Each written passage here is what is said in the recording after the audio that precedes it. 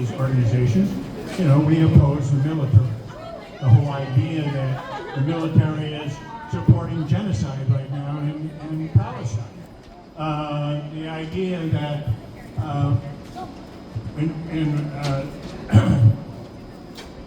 War Resisters League, we go into the high schools and talk to the students in counter recruitment, oftentimes invited into the classroom and have a panel of a couple of veterans and somebody from the War Resisters League to talk to the students. Basically, I tell my story. My story is, as a Vietnam veteran, what I went through from boot camp to Vietnam to, and I was stationed in the Philippines for 9 months. So from all of those periods in time, one is, you know, really a combat Marine in Vietnam with a number of close calls. But I was also exposed to Agent Orange. Military wars don't end when the war ends. They continue to affect families, stress. Me, as an Agent Orange victim, my first child was born with congenital heart disease, left palate, some other abnormalities.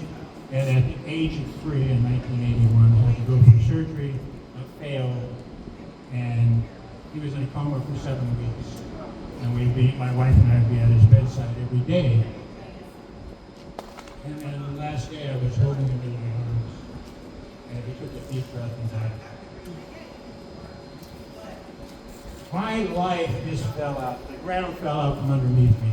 I had no reason to live, except I had a child, his sister just a year younger, and my wife, who I was very much in love with.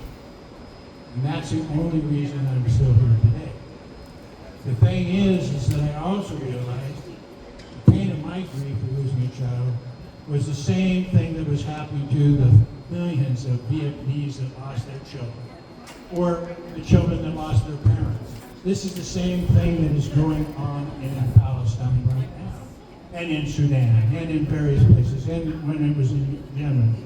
All of these wars that the U.S. is either backing or sending weapons to, or in dictatorships that they supported during the Central American conflict. At that time, I belonged to an organization called New Jewish Agenda, and we were opposing the wars that were going on in Central America.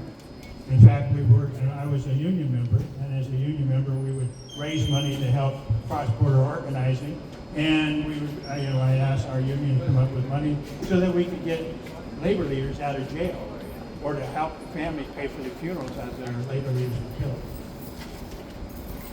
In the Philippines, when I was there, similar things were going on. Right now, I was just telling somebody about a dope plantation in Mindanao, where a lot of opposition to U.S. military is there. But at that plantation, there is workers who were fired without cause. And if you're a union member, you know fired without cause, you've got a contract, you have to have a reason. The Constitution supports the workers.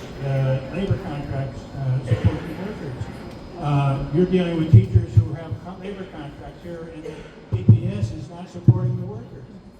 This is happening all over the world. And PPS is just repeating the same kinds of things that corporations are doing to people all over the world. And one of the things that happened there is when I talked with the lawyers about it, I said, well, why would they fire the people without cause? One reason was to intimidate the workers. The other is that they want to let the foreign corporations that the U.S. is really there to support know that they will not have any problem with unions because they've already got the Trump administration paid out. Unions are no problem for you. Come on in and invest. Well, that's one thing. Another was a man had a dispute with the dough plantation over water rights. And in those water rights, he had his deed, he had stuff he took to officials. Nobody was paying attention. Finally, he just kept pushing it, and Dole sent these thugs to his house. They started a fight, they pulled a gun on him, and shot him. He survived it miraculously. And I just posted this on Facebook in a comment, and Facebook took it down because I actually have the video that shows, because somebody in the family showed what happened. He survived it. There are families that we met that were dealing with whole communities that have been massacred because they opposed the military, but they also were fighting for independence of the nation. And one of the things that you heard in the Philippines constantly was that the basic chant was from Palestine to the Philippines, stop the U.S. war machine. Mm-hmm. From Palestine to the Philippines. Stop the U.S. war machine! Palestine to the Philippines. Stop the U.S. war machine! Now, we need to also stop JROTC programs. Yes. And when I was here making a comment, a public comment, one of the things that we were dealing with is, before, I could not understand why Herman Green was pushing so hard for this. It just doesn't make any sense. And he even accused us in the audience of being the white liberals who weren't allowing the black community to have choice to join the military if they want. Well, they always have a choice. It's not what Muhammad Ali said. Didn't have to do it in school. What he really was doing was saying, I want to have our people join the military. The military is targeting people of color. Why would he do this? It didn't make any sense to me. He was doing actually the opposite of what he's supposed to be doing. It's protecting his community from being forced being indoctrinated into the military. From the time, like I said, from boot camp to the day that I left, all I saw was corruption in the military. There was a whole GI resistance movement at the time that refused to even fight. There were conscientious objectors. There were people that went AWOL.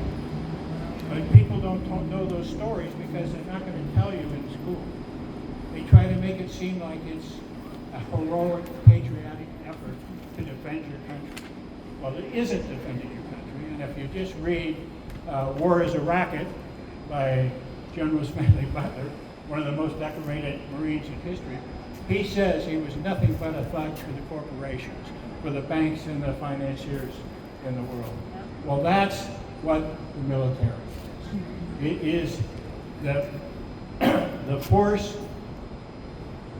the military force throughout another way of saying it. I'm trying to say, you can encourage people to join you with a carrot or a big stick. The military is the big stick. It's the club that they beat over the head when people do not go along with what the U.S. wants. And what does it want?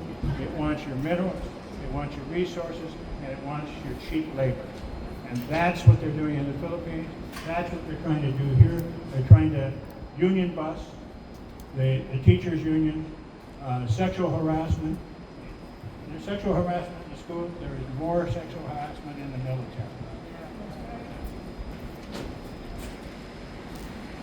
Right now, I think that the big movements that are going on are ceasefire, JROTC programs, union busing, austerity programs.